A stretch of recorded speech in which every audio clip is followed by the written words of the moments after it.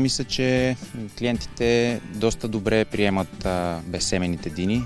Те имат редица качества, освен липсата на семена. Може би по-коректно да се наричат дини с малко семки, защото е възможно наличието на единични семки в плода. Но техните качества не свършват до липсата на семена.